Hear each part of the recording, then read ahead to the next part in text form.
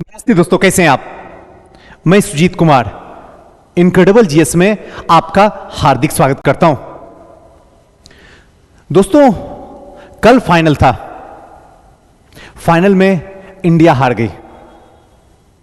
इससे हम कुछ सीख सकते हैं। हारना जीतना तो लगा ही रहता जी, वो तो बाद में चर्चा करते हैं, लेकिन बड़ा कमाल का वीडियो है। आप इसकी एक एक बात को ध्यान से सुनिएगा ना, तो जीवन का यथार्थ इसी में छुपा हुआ है, इसी 5 मिनट में। आपको लगेगा कितनी कमाल की बात है सुजीत सर, करीब रह के भी इस नंगी आंखों से हम खुद को देख नहीं पाते हैं। कमाल की बात है। जैसे ही भारत हारा, एक एक पॉइंट को समझिएगा, जैसे ही भारत हारा उसके बाद जितने भी लोग थे सबने भारतीय टीम की ऊपर से नीचे तक खिंचाई कर दिए। आप भी देख रहे थे, मैं भी देख रहा था। अब तनिक सोचो, मैं किसी को अच्छा या बुरा नहीं बोलने वाला हूं, लेकिन दिमाग की सोच को देखो। आप बोल किसको रहे हो? आपकी हसरत और हैसियत है कि आप किसी भी प्लेयर को बोल सके? तनिक सोच के देखो। हां, आस्था जुड़ा हुआ है, प्रेम जुड़ा हुआ है, विश्वास जुड़ा हुआ है, लेकिन डिजर्व भी तो जुड़ा हुआ है, किस्मत भी तो जुड़ा हुआ है। इस दोनों को भूल गए। ये दोनों तेल लेने चल जाए। ये कभी ख्याल नहीं आया कि किस्मत नाम की भी कोई चीज होती है, डिजर्व नाम की भी कोई चीज होती है। कल का किस्मत और डिजर्विंग सिर्फ ऑस्ट्रेलिया के भाग में था, चला गया। वरना इतना भी खराब नहीं खेल सकते थे कि वर्ल्ड कप नहीं मेरे पास आता। पहली बात। दूसरी बात, जो लोग भारतीय टीम की निंदा करते हैं, अरे 100 लोगों के सामने बोलने में औकात हाथ में आ जाती है। मैं दिल की बात कर रहा हूं। पिछले 8 साल से पढ़ा रहा हूं, रियली बता रहा हूं। पढ़ाने का तो कई सालों से पढ़ा रहा हूं, लेकिन 8 साल से प्रॉपर बीपीएससी में पढ़ा रहा हूं। दिल की बात बता रहा हूं आपको। अभी भी 100-200 आ जाता है तो थोड़ा सा शरीर कंपन होने लगता है। दिल की बात कर रहा हूं। थोड़ा सा होता है, मुझे पता है हैंडल हो जाएगा, लेकिन फिर भी हल्का सा होता है। और जिस समय प्लेयर अपना सबसे बेस्ट देता है, उस समय तो पूरा देश तैयार होता है देखने के लिए। पूरा देश के सामने वो अपना बेस्ट परफॉर्मेंस दे रहा होता है। सोचो उसके साथ क्या होता होगा। 140 करोड़ की आबादी का विश्वास, प्रेम, प्यार और सम्मान जुड़ा हुआ होता है। तनिक सोच के देखो। और उसके सामने अपना खेल दिखाना होता है। कोई खेल बात नहीं है। आपको जो बोलना है बोल लो, और रियलिटी यही है। सबके औकात के बाहर की बात है, तो प्लीज निंदा मत कीजिए। अगर सर पे चढ़ाते हैं तो कम से कम गोद तक लाइए, यह नहीं कि सीधी जमीन पर उठा के पटक दीजिए। गलत बात। अब इसके दूसरे पहलू को थोड़ा सा देखते हैं, और अब दूसरे पहलू को आपके अपनों से ले जाके जोड़ते हैं। इसकी कहानी को आप समझ में आएगा। यह खेल मैं जिस एंगल से देखा, मुझे बस ऐसा ही फील हो रहा था जैसे आप टेस्ट लगाने किसी टेस्ट सीरीज किसी इंस्टीट्यूट में जाते हैं, चाहे वो मेरी इंस्टीट्यूट क्यों ना हो। वहां पे आपका 150 में 120 आता है।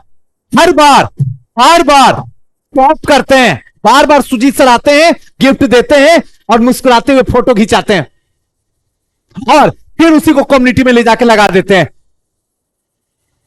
और जैसे ही जिस दिन प्रीलिम्स का एग्जाम होता है, वहां जाने के बाद कट ऑफ पता चलता है 91 है, और साहब आपका 86 आता है। इसका मतलब क्या जी? तनिक सोच के देखो। बार बार मेहनत साथ नहीं देगी। मेहनत की भी एक सीमा होती है, वही सीमा तक आपका साथ देगी। किस्मत का भी साथ होना जरूरी है। बिना किस्मत जग सुना जी। किस्मत का होना बेहद जरूरी है। लेकिन मेहनत के बाद, मेहनत से पहले नहीं, हमेशा मेहनत के बाद। लेकिन आना जरूरी है। आएगा तभी विजय होगी। वरना इतने अभागे 67 में वो स्टूडेंट नहीं थे जो वहां जाके इंटरव्यू दिए 2 नंबर 3 नंबर 4 नंबर, या जिनका सिलेक्शन हुआ और जिस पोस्ट पे हुआ वो पोस्ट वो डिजर्व नहीं करते थे, उससे भी अच्छा था। इतने अभागे थोड़ी थे। अभागे तो उस दिन हो गए कि जिस दिन उनका इंटरव्यू था, जो टाइमिंग था, जो बोर्ड में बैठ रहे थे, उस समय उनका दिन ही नहीं था, वो बाहर निकल गए। जाइए देखिए, कहीं चुपके से रो रहे होंगे।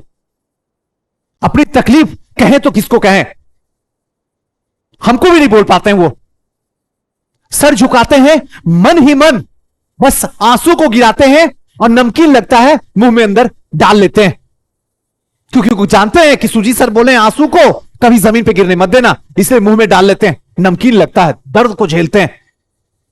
इतने भी बदनसीब नहीं थे। क्यों? क्योंकि किस्मत नहीं था, नहीं हो सका। अब इसको जितना कोसना है कोस लीजिए।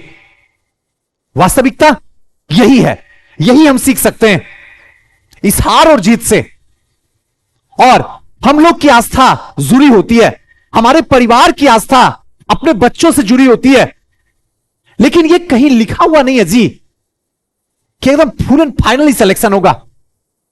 मेहनत कर रहा है, इंटरव्यू तक अगर पहुंच रहा है तो डिजर्व करता है। उसके बाद अगर होता है तो आपको ताना देने का जरूरत नहीं है, नहीं है। आप कभी भी देख लीजिए, कोई अच्छा इंसान ताना नहीं दे सकता है, क्योंकि इंडिया 10 में 10 जीता। एक में थोड़ा सा गलती हुआ, सारे लोग, जितना मीडिया वाले थे, जो भी थे, जिसको कुछ नहीं पूछने आता है, जो रोहित शर्मा का चपरासी बनने लायक नहीं है, वो भी बुरा भला बोल रहा है। वक्त वक्त का खेल होता है, इसे टाइमिंग का खेल होता है साहब। हमेशा इस बात का याद रखिएगा। यही जीवन है, यही यथार्थ है। जब आप जीत जाते हैं तो दुनिया सलाम करती है, और जब हार जाते हैं तो अपने भी ताना मारते हैं। इसलिए हमेशा हर कंडीशन में अपने आप को नॉर्मल बना के रखो। जाते जाते सिर्फ एक बात बोलूंगा, साहब ये बीपीएससी है, यहां कभी भी किसी भी पल कुछ भी हो सकता है।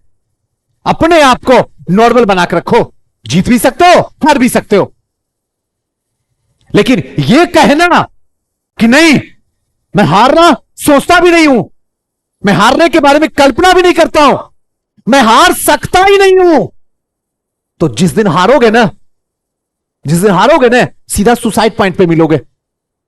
जिस दिन हारोगे ना, उस दिन आंसू रोके ना रुकेगी। जिस दिन हारोगे ना, उस दिन पागल हो जाओगे। जिस दिन हारोगे ना, इस दुनिया में कहीं के रहने लायक नहीं रहोगे।